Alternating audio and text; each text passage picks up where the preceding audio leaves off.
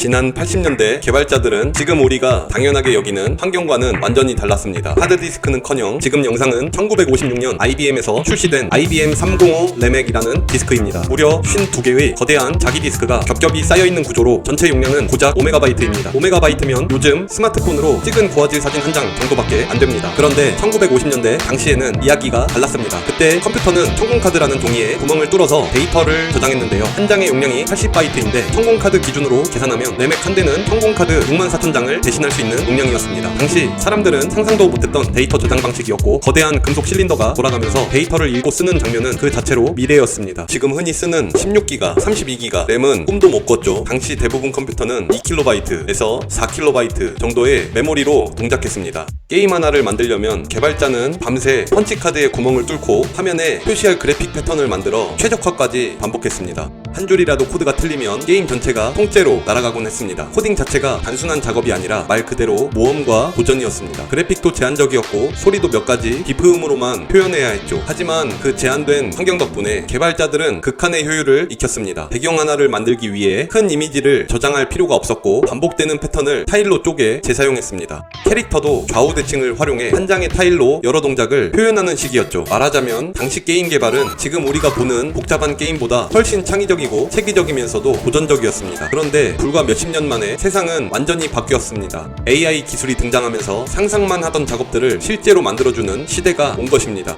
개인적인 상담이나 코칭, 그림과 디자인 또는 음악을 제작해주기도 하고 글쓰기와 컨텐츠 제작은 물론 게임 제작이나 영상 편집 그리고 복잡한 데이터 분석과 이를 시각화해주는 모두 AI 도움으로 가능해졌습니다. 그런데 여기서 한 단계 더 나아갑니다. 도와주는 것조차 귀찮다. 그냥 만드는 과정 자체를 AI가 수행해주는 겁니다. 최근 여러 스타트업에서 집중적으로 실험하고 있는 새로운 코딩 패러다임입니다.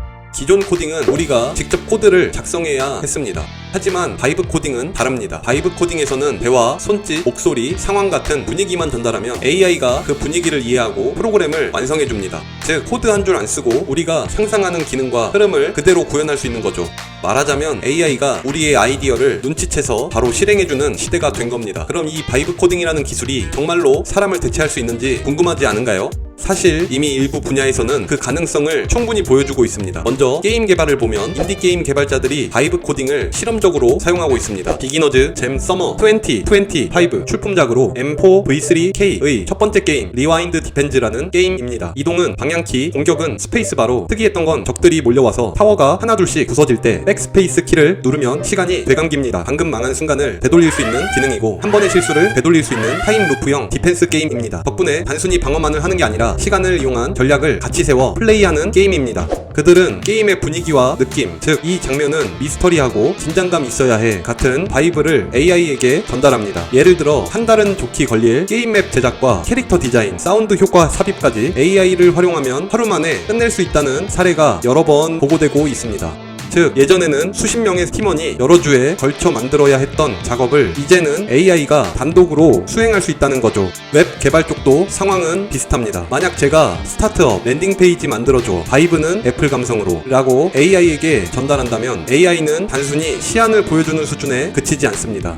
전체 디자인, 버튼 기능, 애니메이션, 페이지 구조까지 완전히 구현된 상태로 결과물을 내놓습니다. 과거에는 디자이너, 퍼블리셔, 프론트엔드 개발자가 수일 혹은 수주에 걸쳐 협업해야 했던 작업이 이제는 단 몇 분 만에 한 번에 완성되는 거죠. 스타트업 입장에서는 비용과 시간을 엄청나게 줄일 수 있는 혁신적인 방법입니다.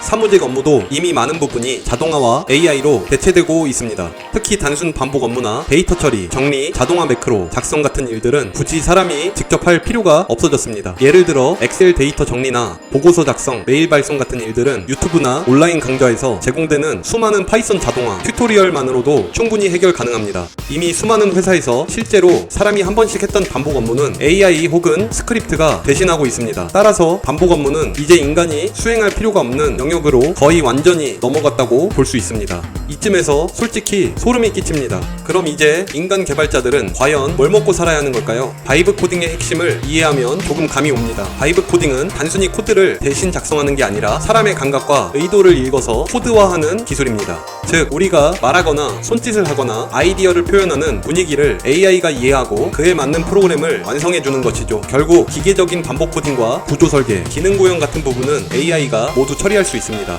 하지만 무엇을 만들지, 어떤 기능을 우선할지, 사용자 경험을 어떻게 설계할지 같은 창의적 판단과 상상력은 여전히 인간만이 할 수 있는 영역입니다. 말하자면 인간 개발자는 이제 단순히 코드 작성자가 아니라 아이디어 디자이너, 시스템 플래너, 경험 설계자로서의 역할이 강조되는 셈입니다. 그런데 여기서 조금 무서운 현실도 있습니다. 기업 입장에서는 굳이 비싼 연봉의 개발자를 팀 전체로 둘 필요가 없다는 계산이 나옵니다. 실제로 최근 일부 스타트업에서는 개발팀 절반을 감축하고 남은 인원은 AI, 바이브 코딩과 프리랜서 한두 명 체제로 운영하는 사례도 보고되고 있습니다.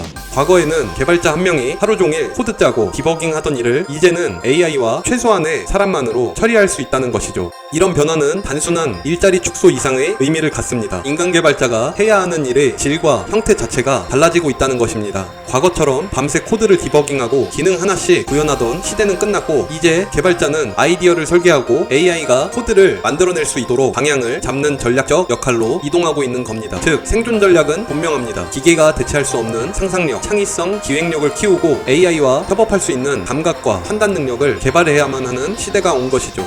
하지만 너무 두려워할 필요는 없습니다. 바이브 코딩은 개발자가 아니어도 창작과 구현을 가능하게 만드는 혁명적인 도구이기도 합니다. 생각해보세요. 코딩을 전혀 몰라도 머릿속에 아이디어만 있으면 앱을 만들 수 있는 시대가 온 것입니다. 예를 들어 음악가는 이제 직접 코드를 짜지 않고도 자신의 음악에 맞춘 시각 효과나 인터랙티브 애니메이션을 AI에게 맡길 수 있습니다. 디자이너는 단 몇 번의 클릭과 몇 마디 설명만으로 복잡한 웹사이트나 앱의 동작과 인터페이스를 구현하고 배포할 수 있게 되었죠. 즉 바이브 코딩은 기술 장벽을 허물고 창작을 민주화하는 역할을 합니다. 과거에는 개발 지식이 없는 사람은 아이디어만 가지고는 아무것도 못한다는 한계가 있었지만 이제는 아이디어와 감각만으로도 현실화가 가능합니다. AI와의 협업을 통해 기계발자도 자신의 창작물을 직접 만들어낼 수 있는 세상, 말 그대로 누구나 개발자가 될 수 있는 시대가 열린 셈입니다. 게다가 이런 도구는 단순히 편리함을 넘어서 새로운 형태의 창작과 비즈니스 모델까지 만들어낼 수 있습니다. 과거라면 한 달 이상 걸리던 웹 서비스 구축이나 앱 출시가 몇 시간 혹은 몇 분 만에 가능해지는 것이죠. 결국 바이브 코딩은 사람의 상상력을 실제로 구현할 수 있게 만드는 기술적 도약이라고 볼 수 있습니다. 물론 바이브 코딩이 가져오는 혁신이 모두 긍정적인 것만은 아닙니다. 기술의 발전과 함께 새로운 문제와 논쟁거리도 생기고 있습니다. 가장 먼저 떠오르는 것은 안정성과 신뢰 문제입니다. AI가 자동으로 생성한 코드가 제대로 동작할지 혹은 의도치 않은 버그를 포함하고 있지는 않은지 검증하기 어렵습니다. 과거에는 사람이 직접 코드를 작성하고 여러 번 테스트하면서 문제를 잡아냈지만 이제는 사람의 개입 없이 AI가 생성한 코드가 바로 서비스에 배포될 수 있기 때문에 위험 요소가 눈에 보이지 않는 경우가 많습니다. 또 하나 책임 소재 문제도 불거집니다. AI가 잘못된 코드를 만들어 서비스 장애가 발생했을 때 누가 책임을 져야 할까요?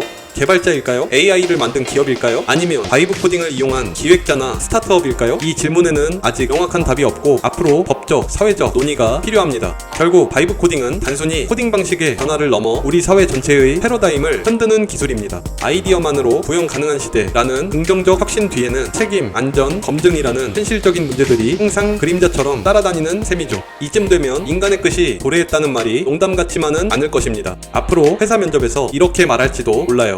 코딩은 할 줄 모르지만 저는 바이브가 좋습니다. 웃긴 일이지만 실제로 현실이 될지도 모릅니다. 과거 80년대의 상남자 개발자들이 밤새 펀치카드와 싸웠듯 이제 우리는 바이브 코딩 시대에서 새로운 방식으로 상상력을 시험하게 되는 시대가 된 셈입니다.